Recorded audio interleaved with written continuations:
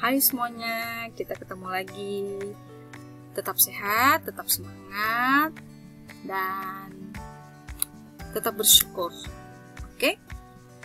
Nah, pada kesempatan kali ini kita di pembahasan matematika wajib kelas 12 dan masih tetap dengan materi peluang kejadian di part yang kedua ya. Nah, kita ingat sedikit ya materi yang lalu.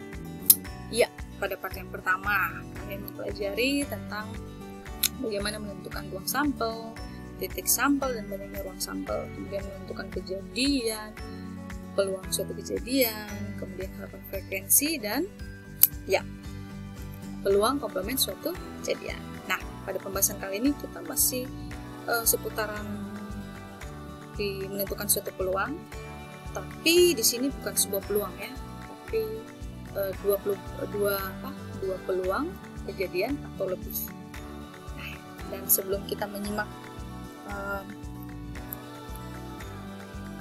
materinya, seperti biasa nih, saya mengajak kalian untuk yuk like, subscribe, dan klik tanda loncengnya. Oke guys, terima kasih ya. Oke, kita melihat pembahasannya. Yang pertama, kejadian menjemuk. Nah, seperti di awal tadi yang sudah saya katakan, kita akan pelajari suatu kejadian, peluang kejadian, penggabungan dari dua kejadian sederhana, dua kejadian atau lebih. Jadi 2 atau 3 kejadian. Nah, tapi di sini difokuskan 2 kejadian ya. Nah, kalau dalam kehidupan sehari-hari kadangkala misalnya kita punya suatu box, di dalamnya ada bola. Dan otomatis banyak kan warnanya apa saja. Nah, kemudian kita pengen tahu itu peluang terambil bola warna merah atau hijau atau putih atau hitam atau apapun itu. Kita tidak tahu seperti apa, dan kita pada pembahasan kali ini kita akan mengetahui dengan cara mempelajari peluang 2 kejadian itu tadi. Nah, yang pertama kita pelajari adalah peluang 2 kejadian tidak saling lepas. Oke, apa yang dimaksud dengan 2 kejadian yang tidak saling lepas? Jadi ada 2 kejadian.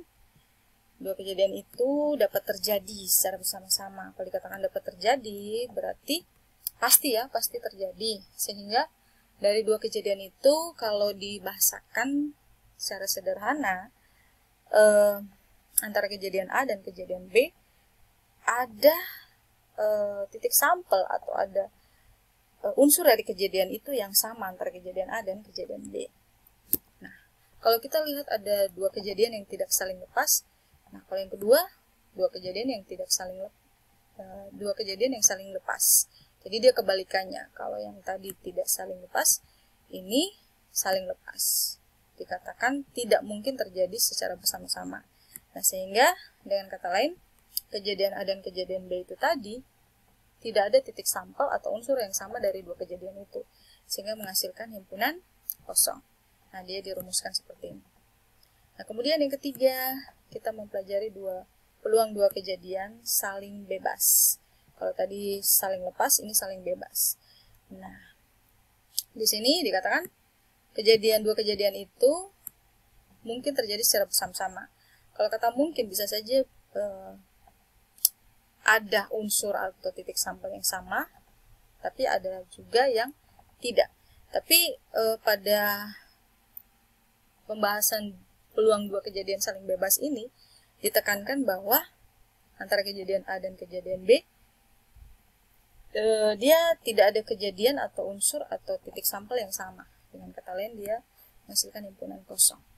Jadi dirumuskan seperti ini. Nah, untuk sebagai kalian bisa membedakan antara saling lepas dan saling bebas, kita lihat dari kata hubungnya ya. Kalau saling lepas, kata hubungnya dia menggunakan kata atau, dan dia menggunakan simbol gabungan, tapi biasa dibaca atau ya. Tapi kalau saling bebas itu menggunakan kata hubung dan. Ini ya, kalian bisa lihat perbedaannya, dan simbol himpunannya adalah irisan. Oke. Kalau ada yang saling bebas, berarti ada yang tidak saling bebas. Nah, ini yang keempat. Atau biasa dibilang kejadian bersyarat. Nah, untuk kejadian bersyarat ada dua hal yang perlu kita perhatikan. Ini kalian bisa lihat. Oke, khususnya dua hal ini ya. Nanti kita akan lihat di contoh soal pembahasan penggunaannya seperti apa. Nah, kita simak aja yuk contoh soal dan pembahasannya. Oke, di sini ada sebuah soal. 3 buah koin dilempar secara bersamaan. Disuruh tentukan 4 hal. Dan 4 hal ini saya buat mencakup apa yang kita pelajari tadi. 4 hal yang tadi kita pelajari. Mengenai peluang dua kejadian, apakah dia saling lepas, tidak saling lepas, saling bebas, atau tidak saling bebas. Nah, tapi sebelumnya, kita menentukan dulu ruang sampel. Nah, kalian bisa menggunakan tabel silang, bisa menggunakan diagram pohon, boleh. Nanti di sini saya menggunakan pasangan himpunan pasangan terurut. Nah, dan setelah dibuat, maka dia banyaknya ruang sampelnya ada 8. Nah, kemudian kita masuk di pertanyaan bagian A. Kita misalkan dulu ya. Di sini kan ada 2 kejadian. Kejadian pertama muncul sebuah gambar, kejadian kedua muncul sebuah angka. Nah, kalau kejadian pertama muncul sebuah gambar, berarti diminta ada 1 gambar, sehingga himpunan kejadian A-nya kita buat seperti ini. Jadi hanya 1 gambar ya yang muncul, tidak boleh 2 atau 3. Nah, banyaknya kejadian A ada 3, dan peluangnya adalah 3/8. Nah, kemudian kejadian B atau kejadian kedua muncul sebuah angka. Sebuah angka kita cari juga di ruang sampel sini tadi, kita dapatnya ini, yang muncul 1 angka. Ternyata banyaknya kejadian B-nya 3. Dan peluang kejadian Y-nya juga 3/8. Nah, kita cek, ini sudah pasti kejadian saling lepas atau tidak saling lepas. Tapi untuk mengetahui apakah dia saling lepas atau tidak saling lepas, kita ceknya di kejadian A dan kejadian B, titik sampelnya. Ternyata tidak ada titik sampel yang sama antara kejadian A dan kejadian B. Makanya kejadian A dan kejadian B ini dikatakan 2 kejadian yang saling lepas. Jadi kita menggunakan rumusan ini ya. Nah, setelah kita mengetahuinya, kita masukkan peluangnya tadi, kita hitung, maka menghasilkan ini. Oke. Nah, kemudian yang pertanyaan bagian B. Nah, ini masih tentang saling lepas atau tidak saling lepas. Ada kata atau ya. Kita tentukan dulu kejadian pertamanya. Dia muncul sembarang gambar. Kalau bilang sembarang gambar berarti boleh 1, boleh 2, boleh 3. Makanya setelah dicek, ternyata banyaknya kejadian A 7. Peluangnya 7/8. Kejadian B atau kejadian kedua muncul ketiganya gambar. Berarti tidak boleh ada angka. Nah, karena tidak boleh ada angka, maka kejadian B-nya, himpunan kejadiannya ada 1 saja, banyaknya kejadian B ya, dan peluangnya adalah 1/8. Nah, karena ini masih tergolong saling lepas, makanya kita cek dulu kejadian A dan kejadian B. Ternyata ada titik sampelnya yang sama, yaitu muncul 3 gambar. 3 gambar ini ya. Oke. Maka banyaknya kejadian yang sama antara A dan B ada 1, peluangnya 1/8. Makanya kita menggunakan rumusan ini, diperolehlah ini. Oke, next. Bagian C, ini kita masuk di 2 kejadian apakah saling bebas atau tidak saling bebas. Kita tahunya dari kalimat, ingat ada kata dan. Nah, tapi apakah dia saling bebas atau tidak saling bebas, kita cek dulu. Kita cari dulu kejadian A, kejadian pertamanya muncul 2 gambar. Ini ya. Setelah dibuat, dia menghasilkan banyaknya kejadian A 3. Maka peluangnya adalah 3/8. Kejadian B muncul 2 angka. Nah, setelah kita cari, dapatnya ini. Dan banyaknya kejadian B 3. Maka dia juga 3/8. Nah, ternyata setelah kita lihat kejadian A dan kejadian B, dia otomatis dikatakan 2 kejadian yang saling bebas. Kenapa? Karena antara kejadian A dan kejadian B tadi, nah itu tadi, tidak ada 2 kejadian yang sama atau titik sampelnya tidak ada yang sama. Sudah sesuai dengan syarat yang tadi ya, di pembahasan di awal ya. Nah, sehingga kita masukkan ke rumusnya ini, dihitung hasilnya ini.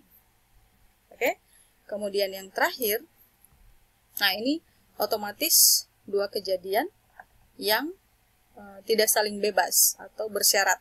Sebenarnya tanpa kita melihat ada kata dan-nya, kita bisa melihat ada kata jika. Nah, ini otomatis istilahnya syarat ya.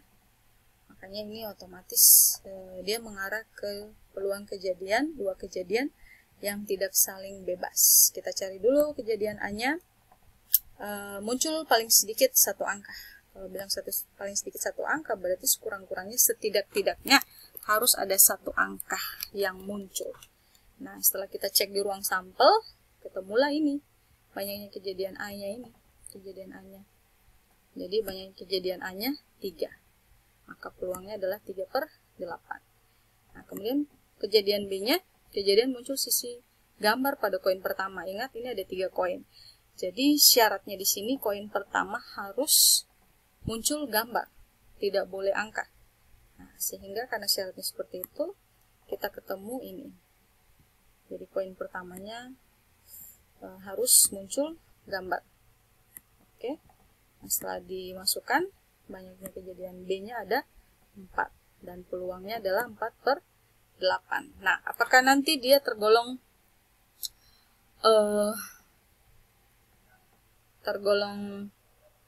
dua kejadian yang bersyarat yang pertama atau yang kedua? Kita lihat, ternyata di sini dia merupakan dua kejadian bersyarat di mana peluang kejadian B dengan syarat kejadian A-nya terjadi lebih dahulu. Nah, sehingga kita menggunakan rumusan ini. Tadi di awal ada 2 rumusan ya, jadi kita lihat dulu yang mana terjadi lebih dahulu. Nah, supaya kita mengetahui kejadian pertama atau kejadian A atau kejadian B yang terjadi lebih dulu, kita kembali lihat di soalnya sini. Jadi, dia sudah menyebutkan kejadiannya di sini, kejadian A. Kejadian A-nya dia bilang jika, tetapi dikatakan kejadian B-nya terjadi lebih dulu. Ini ya. Nah, sehingga kita menggunakan rumusan ini. Nah, setelah dihitung, dimasukkan dari peluangnya, dibagi, hasilnya dapatnya ini. Oke. Demikian pembahasan dan pemaparan materi untuk materi peluang kejadian di part yang kedua. Dengan harapan kalian bisa memahami dan terus menyimak videonya jika kalian lupa. Dan kita akan ketemu dengan soal-soal pembahasan di pertemuan daring kita. Oke, tetap sehat, tetap semangat, dan tetap bersyukur ya.